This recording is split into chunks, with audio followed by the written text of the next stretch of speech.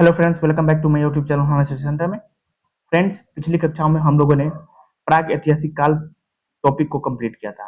आज हम लोग सिंधु घाटी सभ्यता टॉपिक को पूरा कॉन्सेप्ट के साथ कंप्लीट करेंगे, जिसमें लुसेंट क्राउन बुक के एक्स्ट्रा फैक्ट को भी शामिल किया गया है। यदि आप लोगों ने पिछली कक्षाओं के वीडियो को नहीं देखा है तो सबसे पहले उसे जाके देखें, जिसका लिंक जो है डिस्क्रिप्शन बॉक्स में दिया गया है। चलिए स्टार्ट करते हैं। सिंधु घाटी की सभ्यता विश्व की प्राचीनतम सभ्यताओं में से एक है। साधारणतः इस सिंधु घाटी की सभ्यता और हड़प्पा सभ्यता के नाम से जाना जाता है। यह विश्व की सबसे बड़ी सभ्यता है। सिंधु सभ्यता को आदि ऐतिहासिक एवं हड़प्पा सभ्यता की कांस्य युगीन सभ्यता के नाम से जाना जाता है। मतलब सिंधु सभ्यता को आदि ऐतिहासिक कहा जाता है और हड़प्पा सभ्यता को कांस्य युगीन सभ्यता के नाम से जाना जाता है। यह सभ्यता मुख्यतः सिंधु नदी घाटी में फैली होने के कारण इसका नाम जो है सिंधु सभ्यता पड़ा। लगभग 2500 साल पहले ईरानी लोगों ने, ठीक है, 2500 2500 साल पहले ईरानी लोगों ने इसे हिंदू या हिंदोस, यूनानी ग्रीक के लोगों ने इसे इंडोस और रोमन के लोगों ने इसे इंडस कहा था। ठीक है। मेसोपोटामिया की सभ्यता सिंधु सभ्यता के समकालीन सभ्यता है। याद रखना है, कौन सभ्यता सिंधु सभ्यता के समकालीन है? मेसोपोटामिया की सभ्यता। यह दजल और फरात नदियों के किनारे बसी सभ्यता है। अकारियन, एमोराइट, एलामाइट मेसोपोटामियन भाषा थी। यहाँ के लोग सिंधु घाटी सभ्यता को मेलुहा कहते थे। क्या कहते थे? मेलुहा। क्लियर?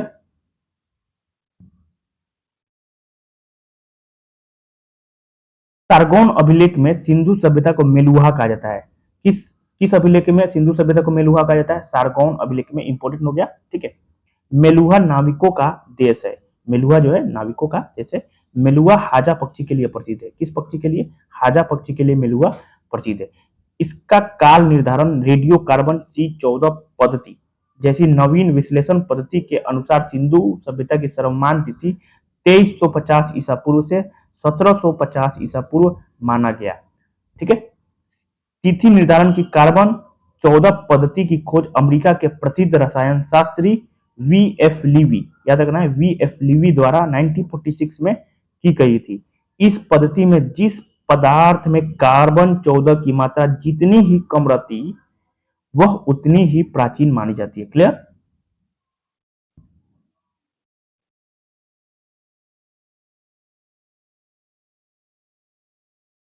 2600 से 1900 ईसा पूर्व नई एनसीईआरटी के अनुसार, जो मतलब काल जो है 2600 से 1900 ईसा पूर्व, सिंधु घाटी सभ्यता का काल जो है 2600 से 1900 ईसा पूर्व में नई एनसीईआरटी में दिया है कि 2600 से 1900 ईसा पूर्व। ठीक।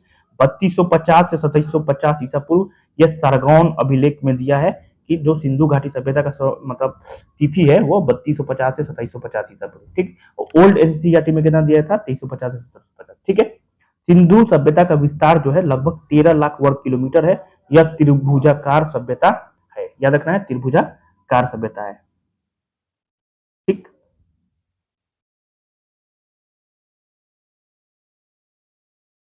सिंधु सभ्यता का विस्तार भारत, पाकिस्तान और अफगानिस्तान में फैली हुई थी। नवीनतम आंकड़ों के अनुसार यह सभ्यता 400 से 500 वर्षों तक विद्यमान रही तथा 2200 ईसा पूर्व से 2000 ईसा पूर्व के मध्य यह अपने परिपक्व अवस्था में आई। इस सभ्यता से परिपक्व अवस्था में 6 बड़े नगर मिले: मोहनजोदड़ो, हड़प्पा, गनवारीवाला, धौलावीरा, राखीगढ़ी और कालीबंगा। ठीक। अफगानिस्तान से स्थित सुरतुघुई और मुंडी गाक हड़प्पा सभ्यता के पुरातात्विक स्थल हैं। याद रखना है, इंपोर्टेंट हो गया। अफगानिस्तान में स्थित सुरतुघुई और मुंडी गाक हड़प्पा सभ्यता के पुरातात्विक स्थल है। सुरतुघुई जो है उत्तरी अफगानिस्तान में कोकचा और ऑक्सस नदी के संगम पर स्थित है। याद रखना है, सोर्तुघोई जो है यह उत्तरी अफगानिस्तान में कोकचा और ऑक्सस नदी के संगम पर स्थित है। क्लियर?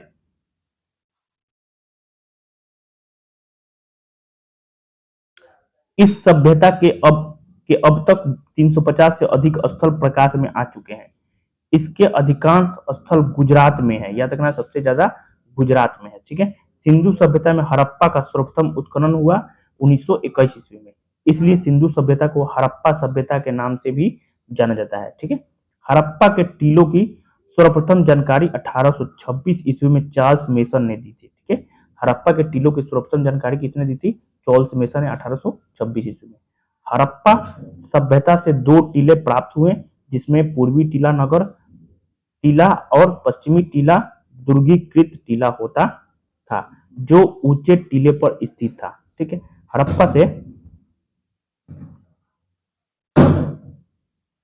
हड़प्पा से स्वास्तिक का निशान मिला। इस काल में देवताओं की मूर्तियां प्राप्त हुई, लेकिन मंदिर बनना आरंभ नहीं हुए थे। ठीक है, याद रखना है आप लोग को।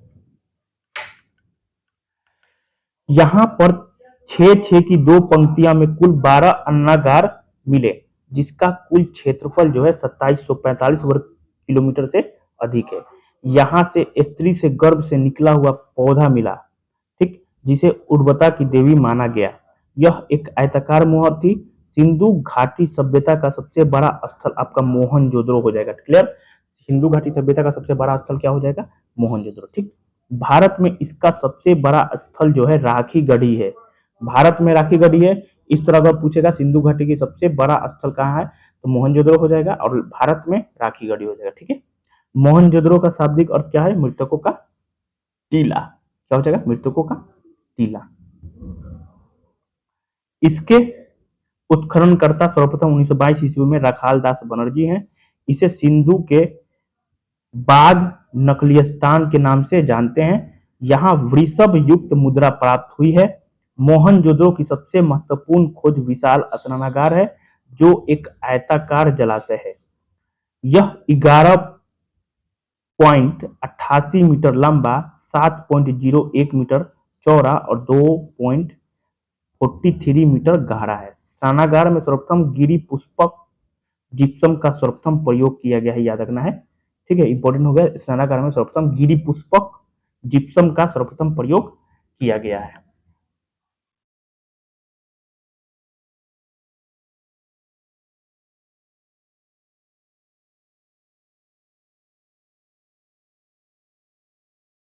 इसे प्राकृतिक चारकोल की परत चढ़ाकर जलरोधी बनाया गया है। यह विशाल स्नानागार धर्मानुष्ठान संबंधी स्नान के लिए था। मार्शल ने इसे तत्कालीन विश्व का एक आश्चर्यजनक निर्माण कहा। इसके उत्तर व दक्षिण में पकी हुई पतली ईंटों से बनी सीढ़ियां बनी हुई है। इसके उत्तर दिशा में कपड़े बदलने के 6 कक्ष बने हैं। मोहनजोदड़ो की सबसे बड़ी इमारत ग्रेट ग्रैनरी विशाल अन्नागार थी। यह पूर्व से पश्चिम 45.72 मीटर लंबा तथा उत्तर से दक्षिण 22.86 मीटर चौड़ा था। यह यहाँ से असेंबली हॉल आयताकार भवन के अवशेष भी मिले हैं। ठीक, नेक्स्ट देखिए। एक नर्तकी की मूर्ति मिली जो कांस्य धातु की बनी हुई है। वह नग्न अवस्था में है एवं इसके हाथ में चूड़ियां पहन रखी है। मोहनजोदड़ो से एक मुहर मिलती है जिसे आदि शिवा 3 मुख वाले देवता का चित्र मिलता है, जिसे सर जॉन मार्शल ने इसे पशुपतिनाथ कहा। ठीक है, मोहनजोदड़ो से एक मुहर मिला है, मतलब मुहर कहाँ से मिला है? मोहनजोदड़ो से। मोहनजोदड़ो से एक मुहर मिला है जिसमें क्या है? आदि शिवा अंकित है। ठीक है, आदि शिवा के चित्र जो है अंकित है। ठीक, सौरजन मोर्सल ने इसे पशुपतिनाथ कहा था। ठीक है, पूछेगा कि पशुपतिनाथ का मोहर जो है कहां से मिला है, तो मोहनजोदड़ो से मिला है। ठीक है, इतिहासकार पिग्गट ने हड़प्पा व मोहनजोदड़ो को सिंधु घाटी सभ्यता की जुड़वा राजधानी कहा। पिग्गट ने। ठीक है, किसने कहा था? पिग्गट ने। सिंधु घाटी में घरों के दरवाजे मुख्य मार्ग पर ना खुलकर पिछवाड़े की ओर खुलते थे। केवल लोथल नगर के घरों के दरवाजे मुख्य सड़क की ओर खुलते थे। ठीक है, एकमात्र लोथल ही ऐसा नगर है जहां घरों के दरवाजे जो है मुख्य सड़क की ओर खुलते थे। हड़प्पा और मोहनजोदड़ो अन्य प्रमुख नगर पक्की ईंटों से पूर्णतः बने थे, जबकि कालीबंगा और रंगपुर कच्ची ईंटों के बने थे। याद रखना है, कालीबंगा और रंगपुर कच्ची कच्ची ईंटों के बने थे। हड़प्पा और मोहनजोदड़ो और अन्य प्रमुख जितने नगर है वो पक्की ईंटों से पूर्णतः बने हुए थे। लेकिन आपका याद रखना है, कालीबंगा और रंगपुर दो हो गया। कालीबंगा और रंगपुर जो है कच्ची ईंटों के बने थे। ईंटों का आकार 4x2x1 होता था। ठीक है, लोथल नगर के उत्खननकर्ता SR राव, मतलब रंगनाथ राव है। यह एक व्यापारिक नगर था। याद रखना है, ये व्यापारिक नगर था। लोथल लोथल जो था ये आपका व्यापारिक नगर था। यहाँ से गोदीवारा गोदीवारा मिलता है, जो सिंधु घाटी सभ्यता की सबसे बड़ी कृति है। तो गोदीवारा का साक्ष्य आपको लोथल से मिला है। ठीक है, सागर तट पर स्थित लोथल नगर पश्चिमी एशिया से व्यापार का प्रमुख बंदरगाह था। ठीक है, यह बंदरगाह था लोथल। ठीक है, चावल की भूसी के साक्ष्य जो है आपको कहां कहां से मिला है? चावल की भूसी के साक्ष्य आपको रंगपुर व लोथल से मिला है। ठीक है, चनहुदरों का उत्खनन 1935 ईस्वी में मैके ने किया तथा इसकी सर्वप्रथम खोज जो है 1931 ईस्वी में एमजी मजूमदार ने की। याद रखना है, चनहुदरों का उत्खनन जो है 1935 में मैके ने किया और इसकी सर्वप्रथम खोज जो है 1931 ईस्वी में एमजी मजूमदार ने की थी। यह एक औद्योगिक नगरी थी। यहाँ से मन के सीप, अस्थि और मुद्रा बनने का प्रमुख केंद्र था। ठीक है, यहाँ से हमें कुत्ते के बिल्ली का पीछा करते हुए पद चिन्ह मिले। याद रखना है, बहुत ही इंपॉर्टेंट। कुत्ता के बिल्ली मतलब कुत्ता के बिल्ली का पीछा करते हुए जो चिन्ह मिला है, कहां से मिला है? चनहुदरों से मिला है। ठीक है, नारी सौंदर्य प्रसाधन में लिपस्टिक, अलंकृत हाथी, ये सब चनहुदरों से मिला है। ठीक है, यहाँ से झुकर झांगर संस्कृति के अवशेष मिला है। बहुत इंपॉर्टेंट हो गया, झुकर झांकर संस्कृति का अवशेष आपको कहां से मिला है? तो आपको चनहुदरों से ही मिला है। क्लियर हो गया? आगे देखिए, कालीबंगा एक परिपक्व चरण हड़प्पा स्थल है। ठीक है, कालीबंगा एक परिपक्व चरण हड़प्पा स्थल है कालीबंगा। ठीक, कालीबंगा का अर्थ है काली चूड़िया। यहां से एक जुटे हुए खेत का साक्ष्य मिला है। कालीबंगा में शवों को अंत्येष्टि संस्कार हेतु तीन विधियां, एक पूर्ण समाधिकरण, आंशिक समाधिकरण और दाह संस्कार के प्रमाण मिले हैं। कहां से मिले हैं? तो कालीबंगा में शवों को दफनाने के लिए, शवों के अंत्येष्टि संस्कार हेतु तीन विधियां है। ठीक है, कालीबंगा में शवों के अंत्येष्टि संस्कार हेतु तीन विधियां है। एक हो जाएगा पूर्ण समाधिकरण, आंशिक समाधिकरण एवं दाह संस्कार। क्लियर? कालीबंगा जो है, कालीबंगा सभ्यता से एक खोपड़ी जिसमें 6 छेद किए गए हैं, अर्थात इन लोगों को शल्य चिकित्सा का ज्ञान था। मतलब शल्य चिकित्सा का अवशेष भी, शल्य चिकित्सा का अवशेष भी आपको कालीबंगा से ही देखने को मिलती है। शल्य चिकित्सा का अवशेष आपको कालीबंगा से देखने को मिलती है। अलंकृत ईंटों के साक्ष्य, अलंकृत ईंटों के साक्ष्य आपको एक तो चनहुदरों में, ठीक है, और दूसरा आपको कालीबंगा में। ठीक है, कालीबंगा और चंद्रहुद्रो। ठीक है, इन दोनों जगह पे अलंकृत ईंटों के साक्ष्य आपको दिखाई देने को मिलता है। ठीक है, कपास की खेती के साक्ष्य, ऊंट की अस्थियों के साक्ष्य, भूकंप का साक्ष्य, याद रखना है, भूकंप का साक्ष्य भी आपका कालीबंगा हो जाएगा। वर्ष में 2 फसल उगाने का साक्ष्य, जोते हुए खेतों के साक्ष्य मिला है। क्या क्या मिला है? एक तो आपका अलंकृत ईंट का साक्ष्य मिला है, दूसरा कपास की खेती का साक्ष्य मिला है, ऊंट की अस्थियों का साक्ष्य मिला है, भूकंप का साक्ष्य मिला है, वर्ष में 2 फसल उगाने का साक्ष्य मिला है और जुते हुए खेतों का साक्ष्य आपको कालीबंगा से मिला है। ठीक है, नेक्स्ट देखिए, धौलावीरा गुजरात के कच्छ जिले के भचाऊ तालुका में स्थित है। यह सिंधु सभ्यता का प्राचीन और विशाल नगर है। ठीक, धौलावीरा सिंधु सभ्यता का एकमात्र ऐसा शहर था जो 3 भागों में विभाजित किया गया था। इंपॉर्टेंट हो गया, यहाँ से क्वेश्चन बन सकता है कि एक सिंधु सभ्यता का ऐसा स्थल बताइए जो 3 भागों में विभाजित था। ये धौलावीरा हो जाएगा। ठीक, यह दुर्ग, मध्यम नगर और निचले शहर में विभाजित था। ठीक है, प्रत्येक भाग विशाल पत्थर की दीवारों से घिरा था तथा अति विशिष्ट जल प्रबंधन व्यवस्था के कारण सिंधु सभ्यता का अनूठा नगर था। मतलब जल प्रबंधन प्रणाली आपको देखने को मिलता है धौलावीरा में। ठीक,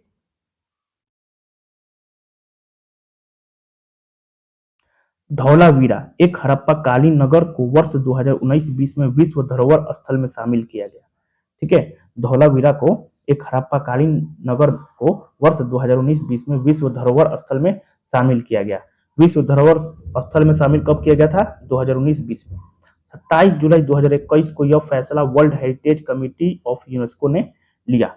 हड़प्पा सभ्यता की पहली खगोलीय वेधशाला धौलावीरा में ही पाई गई थी। याद रखना है, हड़प्पा सभ्यता की पहली खगोलीय वेधशाला भी आपको धौलावीरा में ही पाया गया था। ठीक, स्टेडियम का साक्ष्य मिला है यहाँ से, धौलावीरा से स्टेडियम का साक्ष्य, और यहाँ से 16 कृत्रिम जलाशय प्राप्त हुए।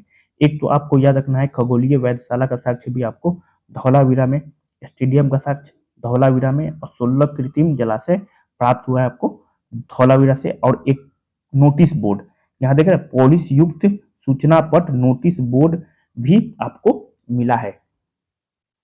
आपको एक कमेंट बॉक्स में आपको आंसर देना है कि पॉलिश युक्त उपकरण, है ना, पॉलिश युक्त उपकरण किस काल में देखने को मिलता है। ठीक है, किस काल में आपको पॉलिश युक्त उपकरण जो है देखने को मिलता है।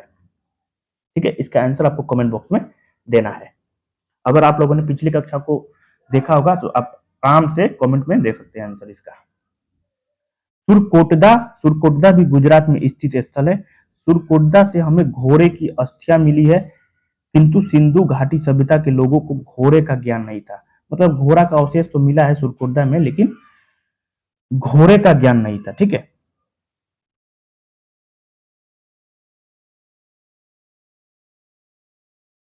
रंगपुर स्थल गुजरात के कठियावाड़ जिला में स्थित है, जहां से हमें चावल के दाना का साक्ष्य मिला है। चावल का दाना, चावल का दाना का साक्ष्य कहां से मिला है, तो आपको रंगपुर से मिला है। ठीक है, सिंधु सभ्यता के लोगों को लिपि का ज्ञान नहीं था। इनकी लिपि भाव चित्रात्मक लिपि थी, याद रखना है, भाव चित्रात्मक लिपि थी।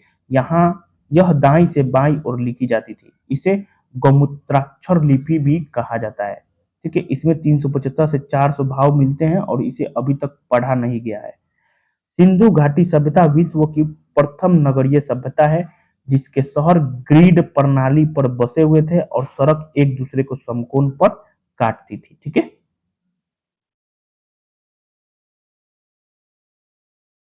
सिंधु सभ्यता के लोग यातायात के लिए दो पहिए एवं चार पहिए वाली बैलगाड़ी का उपयोग करते थे। सिंधु सभ्यता में समाज संभवतः चार वर्णों में विभाजित था। एक तो पुरोहित वर्ग, पुरोहित वर्ग, व्यापारी वर्ग, किसान वर्ग और श्रमिक वर्ग हो जाएगा। ठीक है, नेक्स्ट।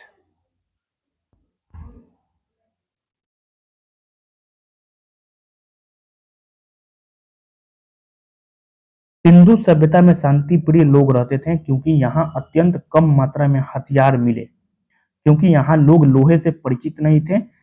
कांच से, मतलब कांच से क्या प्रयोग करते थे, मतलब तांबा प्लस टीन का मिश्र धातु का प्रयोग करते थे। ठीक है, इस सभ्यता में सोने व चांदी का प्रयोग करते थे, क्योंकि यहाँ पुरुष व महिलाएं जवाहर पहनते थे और श्रृंगार भी करते थे। मनोरंजन के लिए मुर्गे की लड़ाई कराना व शतरंज खेलना, शिकार करना, मछली पकड़ना इनके प्रिय खेल थे। ठीक है,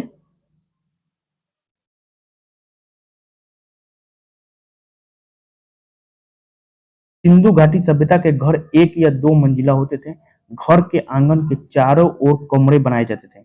अधिकांश घरों में एक अलग स्नानागार होता था और कुछ घरों में कुएं भी होते थे। ठीक है, सिंधु सभ्यता के लोग काले रंग से डिजाइन किए हुए लाल मिट्टी के बर्तन बनाते थे। सिंधु सभ्यता के लोग जो है वृक्ष पूजा, जल पूजा, लिंग पूजा, योनि पूजा, मातृदेवी की उपासना में विश्वास रखते थे तथा इन्हें ध्यान एवं योग का भी ज्ञान था।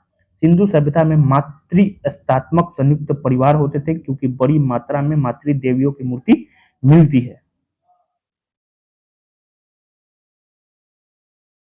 यहाँ से ज्यादातर मोहरें शैल खड़ी की बनी और आयताकार आकृति की बनी हुई है।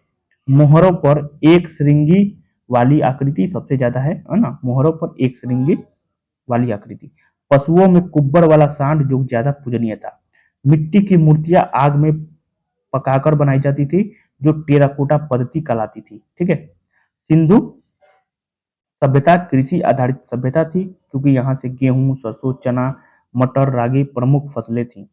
लोथल से चावल, मतलब चावल का साक्ष्य जो है लोथल से, रंगपुर से चावल की भूसी मिलती है। चावल की भूसी आपको रंगपुर से। ठीक है, सिंधु सभ्यता में पशुपालन भी होता था। ठीक है, सेंधोवासी सूती व ऊनी वस्त्रों का प्रयोग करते थे। ठीक है, क्योंकि यहाँ कपास की खेती होती थी। ठीक,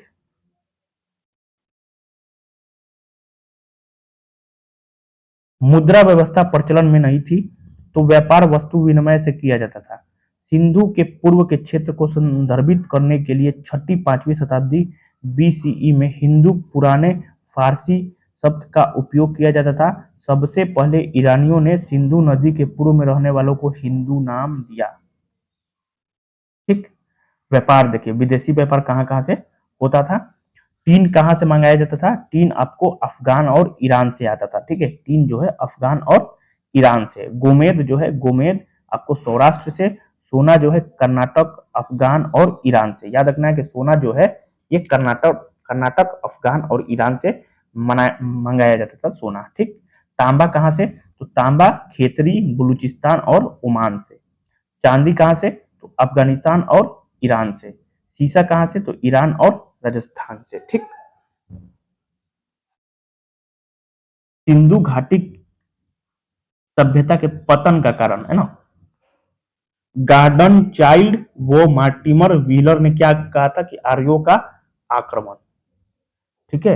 गार्डन चाइल्ड व मार्टिमर व्हीलर ने आर्यों का आक्रमण बताया था। ठीक है।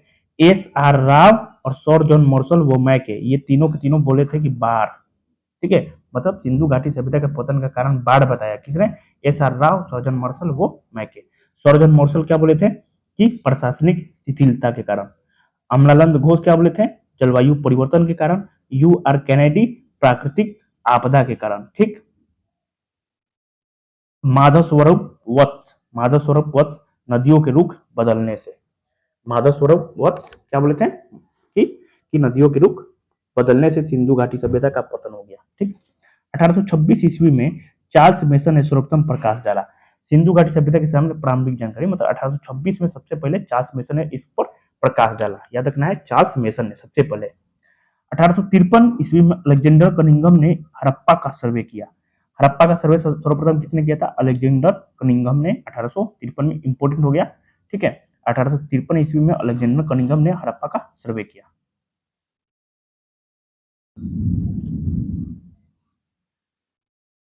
1856 ईस्वी में जॉन बर्टन एवं विलियम बर्टन लाहौर से कराची के मध्य रेलवे लाइन बिछा रहे थे एवं उन्होंने अनजाने में हड़प्पा की ईंटों का प्रयोग किया। ठीक है। 1856 ईस्वी में अलेक्जेंडर कनिंघम ने दूसरी बार हड़प्पा का सर्वे किया। अलेक्जेंडर कनिंघम ने दूसरी बार हड़प्पा का सर्वे किया 1856 में। भारतीय पुरातत्व विभाग एएसआई की स्थापना 1861 में। गवर्नर जनरल लॉर्ड कैनिंग के समय अलेक्जेंडर कनिंघम को एएसआई का जनक कहा जाता है। 1921 ईस्वी में सर जॉन मार्शल ने दयाराम साहनी को हड़प्पा उत्खनन करने हेतु नियुक्त किया था। ठीक है। और 1922 ईस्वी में सर जॉन मार्शल ने ही रखाल दास बनर्जी को मोहनजोदड़ो का उत्खनन करने हेतु नियुक्त किया था। ठीक है।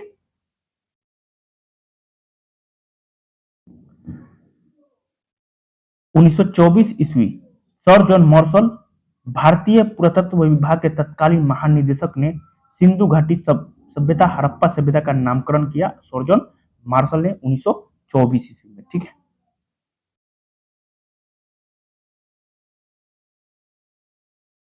अब आइए इसके बारे में थोड़ा देख लेते हैं।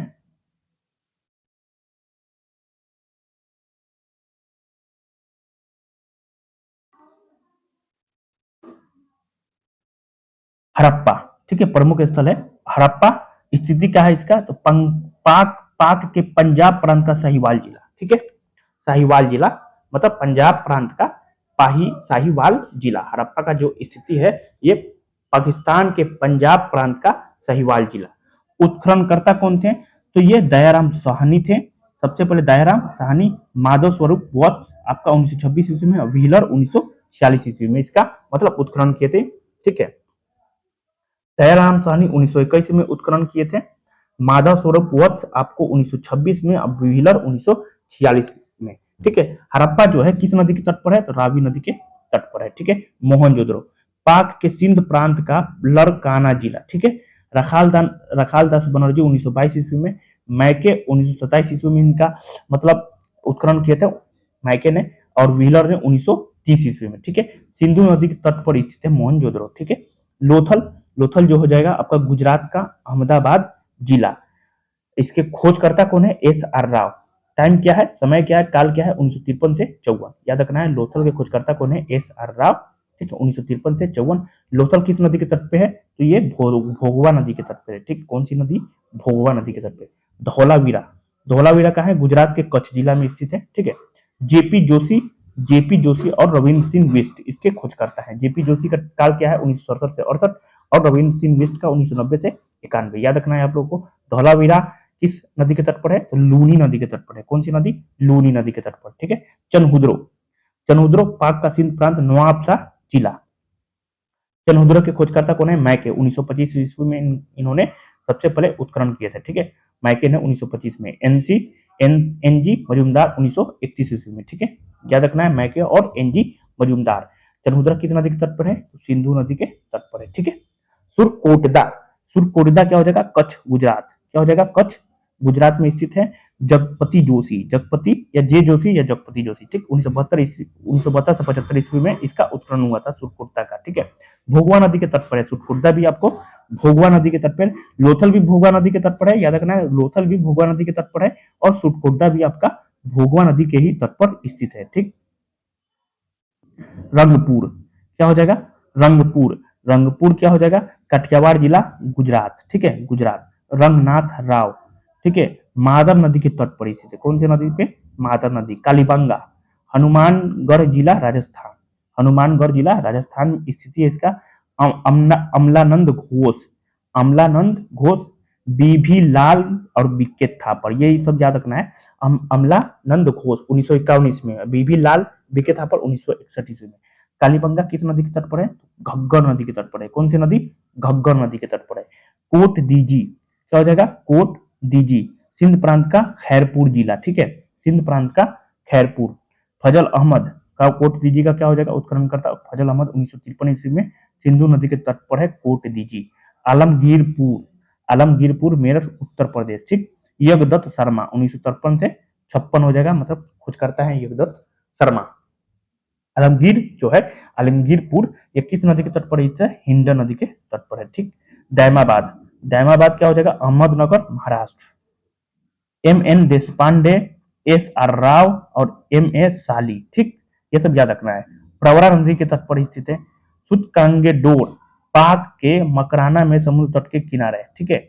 सुतकांगेडोर ऑरेंज स्टाइल इसके खोज करता है और दास्क नदी के तट पर है, ठीक है। रोपर, रोपर क्या हो जाएगा? रोपर जिला पंजाब। यज्ञदत्त शर्मा 1953 से 56 ईस्वी में यज्ञदत्त शर्मा के द्वारा रोपर का उत्खनन हुआ था और सतलुज नदी के तट पर है ये रोपर, ठीक। बनवाली, बनवाली हिसार जिला हरियाणा, बनवाली कहाँ स्थित है इसका? तो हिसार जिला हरियाणा। रविंद्र सिंह बिष्ट के द्वारा इसको खोज किया गया था। रंगोई नदी के तट पर स्थित है बनवाली, जो है रंगोई नदी पे तट पर है। सोतका, सोतका दक्षिणी बलूचिस्तान, जॉर्ज डेल्स के मतलब ने खोज किया था।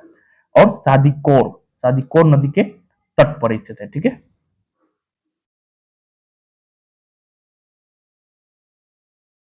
राखी गढ़ी, राखी गढ़ी हिसार जिला हरियाणा, ठीक। रफीक मुगल अमरेंद्र नाथ, याद रखना है, रफीक मुगल और अमरेंद्र नाथ ने इसकी खोज किया था। घग्गर नदी के तट पर स्थित है। कौन सी नदी के तट पर है? तो घग्गर नदी के तट पर है। देसलपुर कच्छ गुजरात, देसलपुर कच्छ गुजरात 1963-64 ईस्वी में पीपी पांड्या, एम के ढाके और केवी सुंदर राजन ने मतलब इसका खोजकर्ता किया था। खोज मतलब उत्खनन करता है, ठीक है। बामुचेला नदी के तट पर है। कौन सा? तो बामुचेला नदी के तट पर है देसलपुर। कुनाल, कुनाल जो है हरियाणा में पड़ेगा, ठीक है। श्री जे एस खत्री व श्री एम आचार्य के द्वारा इसको खोजा गया था और ये कोसी नदी के तट पर स्थित है। कौन? तो कुनाल, कुनाल जो है ये हरियाणा में पड़ता है और किस तट पर है? कोसी नदी के तट पर है, ठीक है। रोजदी, रोजदी जो है ये सौराष्ट्र गुजरात में पड़ता है और 1982 से 1995 ईस्वी तक इसका उत्खनन हुआ था, ठीक है। भादर नदी के तट पर मिताथल, मिताथल भिवानी हरियाणा, ठीक। मिताथल की स्थिति क्या है? भिवानी हरियाणा। सूरजभान के द्वारा इसको उत्खनन किया गया था और चौटांग व यमुना नदी के तट पर स्थित है, ठीक है। मांडा, मांडा जम्मू कश्मीर हो जाएगा। जेपी जोशी के द्वारा मतलब इसको उत्खनन करता है कौन है? जेपी जोशी। चिनाब नदी के तट पर स्थित है, ठीक है। बालाकोट पाकिस्तान के खैबर पख्तूनख्वा प्रांत में जॉर्ज एफ डेल्स के द्वारा बालाकोट को मतलब खोजा गया था। कुनहार नदी के तट पर स्थित है, ठीक। नेक्स्ट देखिए,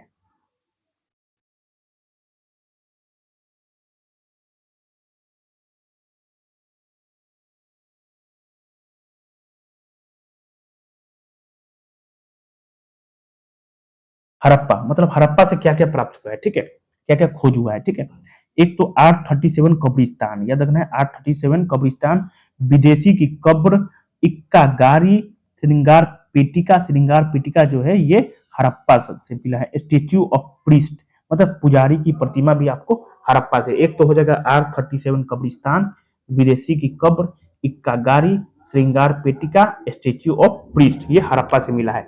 मोहनजोदड़ो से जल आपूर्ति के लिए कुआं, याद रखना है कुआं, है ना, जल आपूर्ति के लिए कुआं, सूती कपड़ों के साक्ष्य और स्नानागार, ठीक है, ये मोहनजोदड़ो से मिला है। सब आप लोग को याद रखना है, ठीक। हाथी दांत का पैमाना, हाथी दांत का पैमाना, घोड़े की मृण मूर्तियां, फारस की मोहर, शतरंज के साक्ष्य और पत्तन मतलब बंदरगाह और अग्निवेदिका, ये सब याद रखना है कि लोथल से मिला है। एक तो हाथी दांत का पैमाना, हाथी दांत का पैमाना आपको लोथल से, घोड़े की मृण मूर्तियां आपको लोथल से, फारस की मोहर आपका लोथल से, शतरंज के साक्ष्य आपका लोथल से, और बंदरगाह आपको लोथल से, अग्निवेदिका आपको लोथल से, ठीक। धौला, धौलावीरा से क्या क्या मिला है, तो नगर 3 भागों में विभाजित थे, एक तो पूर्व, मध्य और पश्चिम। धौलावीरा से स्टेडियम का साक्ष्य मिला था, है ना, स्टेडियम का साक्ष्य आपको कहां से मिला था, धौलावीरा से। और जल प्रबंधन प्रणाली का साक्ष्य भी आपको धौलावीरा से ही मिला है, ठीक है, याद रखना है आप लोग को। चनहुद्रो, अलंकृत हाथी, अलंकृत हाथी, खिलौना, लिपस्टिक, वक्राकार ईंटे, ये सब कहां से मिला है, तो आपको चनहुद्रो से मिला है, ठीक। अलंकृत ईंट, अलंकृत हाथी, याद रखना है, अलंकृत ईंट भी आपको चनहुद्रो से ही मिला है, अलंकृत हाथी भी आपको चनहुद्रो से, खिलौना चनहुद्रो से, लिपस्टिक व वक्राकार ईंटे आपको कहां से मिला है, चनहुद्रो से। सुरकोटदा से घोड़ों की हड्डियां, ठीक है। चावल की भूसी के ढेर आपको रंगपुर से, कच्ची ईंटों के दुर्ग जो है आपको रंगपुर से, मृदु भांड आपका रंगपुर से, ठीक है। कालीबंगा और रंगपुर ये दोनों जो है ये कच्ची ईंटों से बने हुए थे, ठीक है, इनका जो मकान था आपको जो दुर्ग था कच्ची ईंटों से बना हुआ था। बाकी मोहनजोदड़ो, मोहनजोदड़ो ले लिए चाहे हड़प्पा ले लीजिए या कोई भी नगर हो, ठीक है, वो क्या था, पक्की ईंटों का मतलब दुर्ग पाया गया था, है ना। लेकिन कालीबंगा और रंगपुर ये कच्ची ईंटों के मतलब यहाँ के मकान जो थे कच्ची ईंटों के थे, ठीक है। कालीबंगा बेलनाकार मुहरे, आपको कालीबंगा से हल का निशान, कालीबंगा से जुते हुए खेत का साक्ष्य मतलब कालीबंगा से। ईंटों का प्रयोग, युगल समाधियां, अग्निवेदिकाएं, अग्निवेदिकाएं और युगल समाधियां, ईंटों का प्रयोग। आपको याद रखना है कि अग्निवेदिकाएं आपको लोथल से भी मिला है और कालीबंगा, मतलब दोनों जगह से अग्निवेदिकाएं का साक्ष्य आपको देखने को मिलता है, ठीक है, याद रखना है लोथल और कालीबंगा से। कोट दीजी, ठीक है, कोट दीजी से वनाग्र, कांस्य की चूड़ियां और धातु के उपकरण, इसका साक्ष्य मिला है ना, वनाग्र, कांस्य की चूड़ियां, धातु के उपकरण, ये कोट दीजी से मिला है। क्लियर, नेक्स्ट देखिए।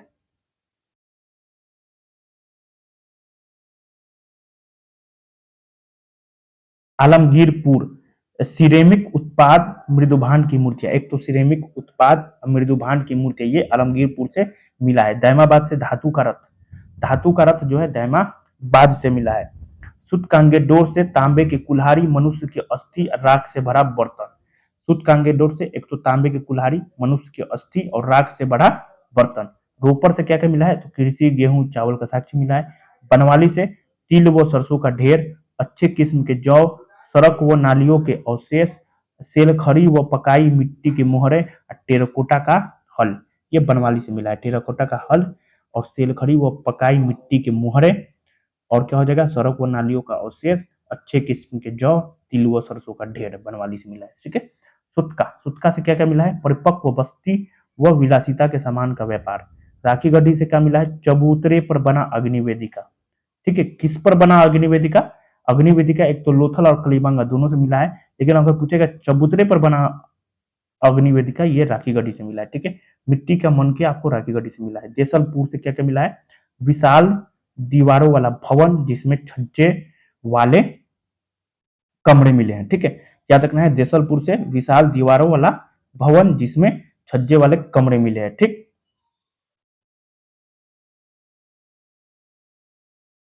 कुणाल से क्या क्या मिला है, चांदी के 2 मुकुट मिला है, कुणाल से चांदी के 2 मुकुट कुणाल से। रोजदी से क्या क्या मिला है, एक तो मुकुट मिला है और गेहूं का साक्ष्य मिला है। मीता थल से क्या मिला है, चांदी के आभूषण व बर्तन और लंबी सुराहियां, लंबी जो सुराहियां का साक्ष्य मिला है वो मीता थल से मिला है। चांदी के आभूषण आपको मीता थल से मिला है, ठीक है। कुणाल से क्या मिला है, चांदी का 2 मुकुट मिला है, ठीक। बनवाली, बनवाली से क्या मिला है, जौ एवं मिट्टी के हल की आकृति के साक्ष्य, बनवाली से जौ एवं मिट्टी के हल की आकृति के साक्ष्य।